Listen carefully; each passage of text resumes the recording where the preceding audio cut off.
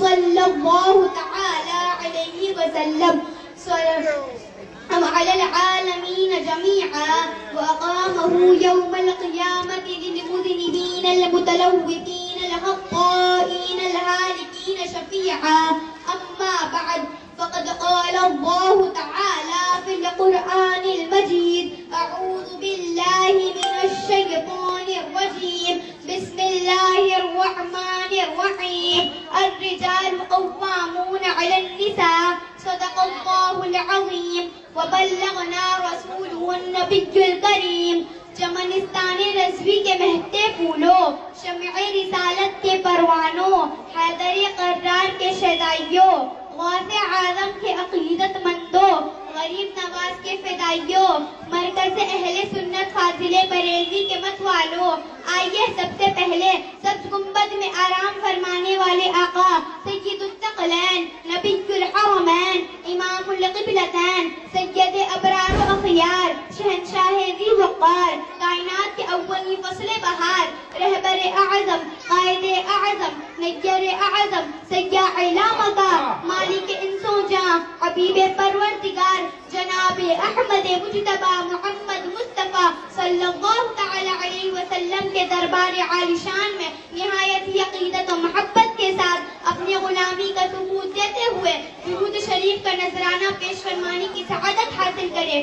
اللہم صلی علی سیدنا و مولانا محمد، بارک وسلم صلاۃ و سلاما علیک یا سیدی یا رسول اللہ صلی اللہ تعالی علیہ وسلم. ہیں عورت کے رنگ بے شمار، ہیں عورت کے رنگ بے شمار، کبھی کلی کبھی پھول کبھی خار، تیرے آنسوں کے ہیں کتنے روپ، کبھی شبنم کبھی طوفان کبھی آبشار.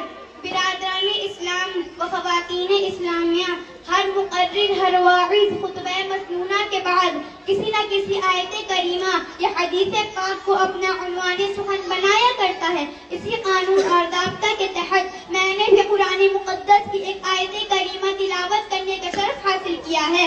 الرجال قوامون علی النساء، یعنی اللہ تبارک و تعالیٰ نے مردوں کو عورتوں پر طاقتور بنایا. آپ تاریخ کا مطالعہ کیجئے، زمانہ کا مشاہدہ کیجئے تو معلوم ہوگا کہ ہر دور میں مرد حاکم رہے اور عورت محکوم. اللہ تبارک و تعالیٰ نے انسان کی ہدایت کے لیے 1,24,000 کم و بیش انبیاء کرام کو مبعوث فرمایا. سب کے سب مرد تھے. نبوت کا تاج کسی بھی عورت کے سر پر نہ رکھا. تاریخ اس بات پر شاہد ہے کہ عورت مرد کا ایک حصہ ہے. اللہ تبارک و تعالیٰ نے انسان کی ہدایت کے لیے 1,24,000 کم و بیش انبیاء کرام کو مبعوث فرمایا. سب کے سب مرد تھے. نبوت کا تاج کسی بھی عورت کے سر پر نہ رکھا. تاریخ اس بات پر شاہد ہے کہ عورت مرد کا ایک حصہ ہے. اللہ تبارک و تعالیٰ نے ارشاد فرمایا: الرجال قوامون علی النساء، یعنی اللہ تبارک و تعالیٰ نے مرد افسر ہے عورت پر. اس آیت کریمہ کا شان نزول یہ ہے کہ سعد بن ربیع نے اپنی بیوی کو کسی غلطی پر ایک تماچا مارا تو حضرت سعد بن ربیع کے سسر سرکار دو عالم صلی اللہ تعالی علیہ وسلم کے دربار عالی شان میں شکایت لے کے آئے تو یہ آیت کریمہ نازل ہوئی کہ مرد افسر ہے عورت پر. آپ تاریخ کا مطالعہ کیجئے تو معلوم ہوگا کہ اسلام سے پہلے عورتوں کی حالت ناقابل شنید تھی. عورتوں کو کوئی مقام نہیں تھا، عورتوں کی کوئی عزت نہ تھی، عورتوں کو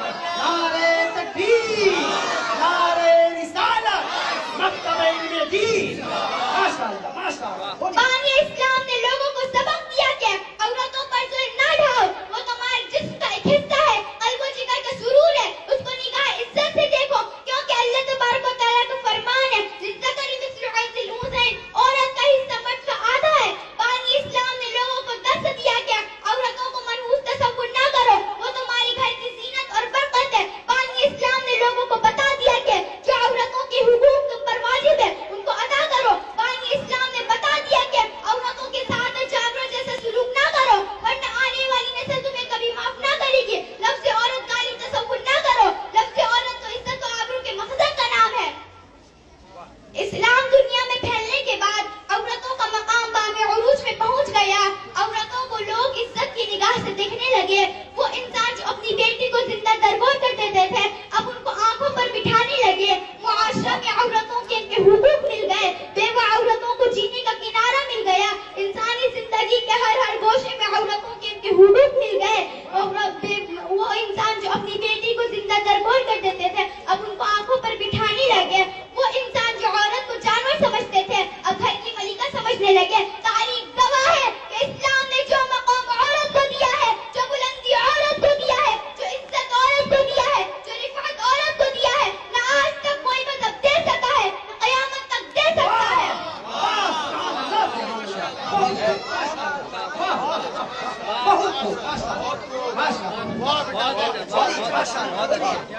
معزز سامعین کرام, اسلام نے عورتوں کو بلند مقام عطا کیا, عورتوں کو پھول شمار کیا, عورتوں کو گھر کی ملکہ بنایا, اس کی حفاظت کے لیے قانون مقرر کیا. اللہ تبارک و تعالی ارشاد فرماتا ہے وقرنا فی بیوتکن ولا تبرجن تبرج الجاہلیۃ الاولی. عورتوں اپنے گھروں میں ٹھہری رہو, بے پردہ نہ ہو. جیسے اگلی جاہلیت کی بے پردگی, اگلی جاہلیت سے مراد قبل اسلام کا زمانہ ہے, جس زمانہ میں عورتیں اترا کر نکلتی تھی, اپنی زینت و محاسن کا اظہار کرتی تھی. ان کا مقصد یہ ہوتا تھا کہ غیر مرد اس کو دیکھے اور لباس اس طرح پہنتی تھی کہ جس کا نشیب و فراز نمایاں ہو جاتا تھا. اسلام عورتوں کو درس دیتا ہے کہ تم گھر میں رہو, بے پردہ نہ نکلو. پردہ تمہاری لیے بہت ضروری ہے کیونکہ تم نازک آئینہ ہو, ہلکی سی چوٹ تمہیں چکنا چور کر سکتی ہے. تمہاری عزت و آبرو آئینہ کی طرح نازک ہے, ایک مرتبہ شکاف پڑ جانے کے بعد اس کا مداوع نہیں ہو سکتا ہے. عورتوں تم پھول ہو, گھر تمہاری لیے چمن ہے اور پھول چمنی میں زیب دیتا ہے. اگر پھول چمن سے باہر نکل جائے تو مرجھانے لگتا ہے. اسلام نے عورتوں کو پردے کا حکم دیا ہے, عورتوں کو پردے میں رہنے کی تاکید کی. قرآن و حدیث میں پردے کی بہت تاکید آئی ہے. عورتوں کو چاہیے کہ اپنے مقام کو سمجھے اور پردے کا خاص طور پر اہتمام کرے, اسلام کا حکم مانے. جس اسلام سے ان کا کھویا ہوا مقام مل گیا, اسی میں ان کے لیے دونوں جہاں کی بھلائی ہے. نعرے تکبیر, نعرے رسالت, مذہب اسلام, مکتب علم دین. اس ترقی یافتہ دور میں بعض تعلیم یافتہ عورتیں, ڈگری یافتہ عورتیں اسلام پر یہ الزام لگاتی ہیں کہ اسلام عورتوں کو پردہ میں رکھ کر مقید کرنا چاہتا ہے, اسلام عورتوں کو چار دیواری میں رکھ کر اس کی آزادی چھیننا چاہتا ہے, اسلام عورتوں کی آزادی پر پابندی لگانا چاہتا ہے. پھونچی سوسائٹی کی بعض عورتیں یہ الزام لگاتی ہیں کہ اسلام عورتوں کی ترقی کو پسند نہیں کرتا. بعض عورتیں یہ الزام لگاتی ہیں کہ اسلام عورتوں کو چادر میں محصور کرنا چاہتا ہے, جو کہ صحت کے لیے مضر ہے. میں ان تعلیم یافتہ عورتوں سے پوچھنا چاہتی ہوں, میں ان ڈگری یافتہ عورتوں سے پوچھنا چاہتی ہوں کہ تم الزام کس پر لگا رہی ہو, اسلام پہ پر نہیں بلکہ اپنے محسن پہ لگا رہی ہو. اسلام کا احسان عورتوں پر اتنا زیادہ ہے کہ قیامت تک اس کا بدلہ قلم و زبان سے ادا نہیں کر سکتی. میں ان گریجویٹ عورتوں سے پوچھنا چاہتی ہوں, اس وقت کہاں گئی تھی تمہاری ترقی جب تمہارے ساتھ جانور جیسا سلوک کیا جاتا تھا. میں ان پھونچی سوسائٹی کی ترقی یافتہ عورتوں سے پوچھنا چاہتی ہوں, اس وقت کہاں گئی تھی تمہاری آزادی جب تم زندہ دفن کر دی جاتی تھی. اگر مانوی اسلام اس دنیا میں تشریف نہ لائے ہوتے تو لفظ عورت آج کی تاریخ تصور کیا جاتا. اگر تم اسلام پر الزام لگا رہی ہو تو تم احسان فراموش ہو. اگر اسی طرح تم اسلام پر الزام لگاتی رہو گی تو آنے والی نسل تم احسان فراموش کے نام سے یاد کرے گی. یہ غوثیہ دھکے کی چوٹ پر کہتی ہے کہ اے گریجویٹ عورتوں, تمہاری عزت و آبرو کی بقا پردے کے پیچھے ہی ہے. تم اپنی ردائے عصمت کو پردے میں رکھ کر داغدار ہونے سے بچا سکتی ہو. تمہاری زندگی کا بیش قیمت خزانہ جو جان سے بھی پیاری ہے, پردہ ہی میں رکھ کر لٹیروں سے بچا سکتی ہو. اگر اسلام نے پردے میں رہنے کا حکم دیا ہے تو تمہارے فائدے کے لیے, اگر اسلام نے چار دیواری میں رہنے کا حکم دیا ہے تو تمہارے فائدے کے لیے. اسلام جانتا ہے کہ عورت ایک نازک آئینہ ہے, اسے پتھر سے بچانا ہوگا. اسلام جانتا ہے کہ عورت ایک بھڑکتی ہوئی آگ ہے, اسے بارش سے بچانا ہوگا. عورت ایک نازک آئینہ ہے, اسے پتھر سے بچانا ہوگا. عورت ایک مہکتا ہوا گلاب ہے, اسے بھور سے بچانا ہوگا. اور اسلام جانتا ہے کہ عورت ایک سفید چادر ہے, اسے دھاگ دھبا سے بچانا ہوگا. اسی لیے اسلام نے پردے کا حکم دیا ہے کہ عورت پردے میں رہ کر محفوظ رہ سکتی ہے. کیا کہہ رہے ہیں؟ واہ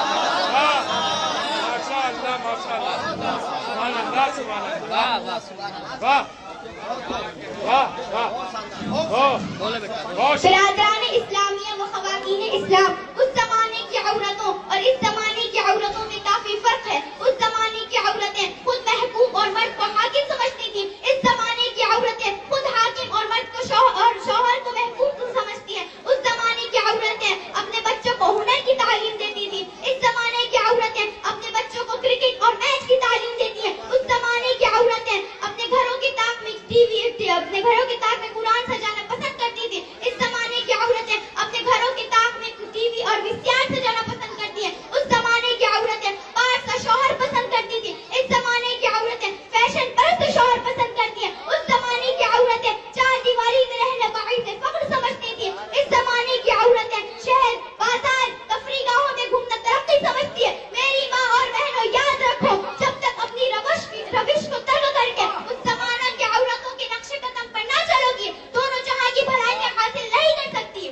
واہ واہ سبحان اللہ سبحان اللہ بہت خوب بہت اچھے بہت بیٹا اچھے واہ بات واہ بولو بولو ابھی میں نے جو کچھ بیان کیا اگر بیان کرنے میں کوئی شرعی غلطی ہو گئی ہو تو میں اس سے صدق دل سے توبہ کرتی ہوں استغفر اللہ ربی من کل ذنب واتوب الیہ ولا حول ولا قوة الا باللہ العلی العظیم وما علینا الا البلاغ السلام